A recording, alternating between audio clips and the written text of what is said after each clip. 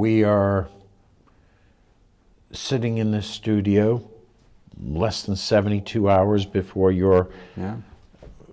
reign as chief in Plainville comes to an end. I'm not asking you to get emotional, but what's it going to be like leaving not only your men, but a facility Yeah. that is state of the art that you had a very big role in designing? Yeah, there were a lot of people who did a lot of work for that building, but I was one of them. And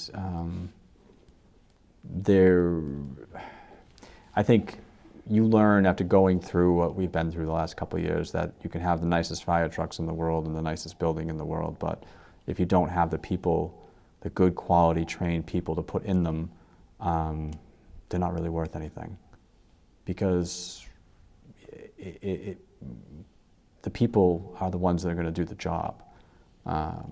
And lacking that, the awe of the buildings and the capabilities of them gets diminished.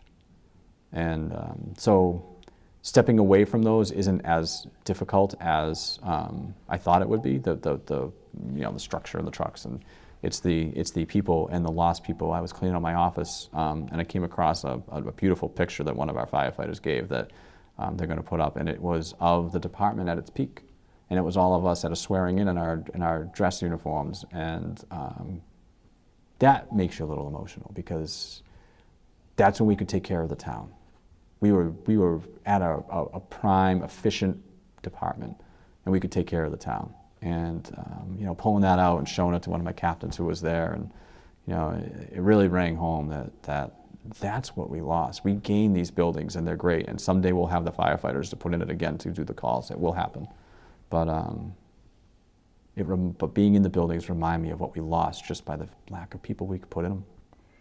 And I don't think the average person realizes that among all departments in a town, with maybe the exception of police, but police usually aren't dealing with life or death situations, the timing and how quickly an ambulance or a fire engine can get to your house may be the difference between life and death. Absolutely. I mean, I don't want to discredit our brethren in blue because, I mean, when somebody calls with some type of, domestic or anything like that, seconds matter.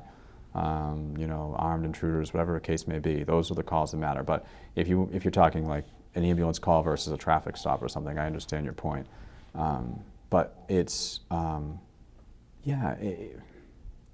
nobody realizes that time matters until it really matters.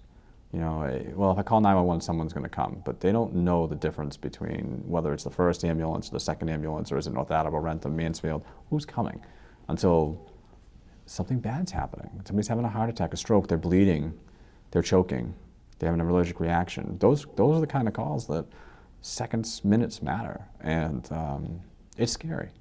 And it concerns me that we're gonna, we're rolling the dice. Plainville has a casino. Well, apparently we like to gamble because, it could happen right now while in the middle of this conversation, or maybe 3 years from now where somebody will truly be impacted by a delay. Now, that's not to say, and I always try to be transparent, honest, and fair, balanced. That's not to say that if we were at our old staffing levels, this could not still happen, because we may have been busy on 2 other calls and a 3rd call came in. There's a level at which a community should be able to fund itself for fire, public safety. We know how often we're going to have a 2nd call. We know this is going to happen. We should be budgeting and funding and staffing to deal with that because it's a significant enough number that will impact our citizens. Now, to say a 3rd call in a row, well, that happens much less of the time. So to expect the taxpayers to fund us for 3 ambulances isn't a realistic expectation within the fire service, given our population and budget size.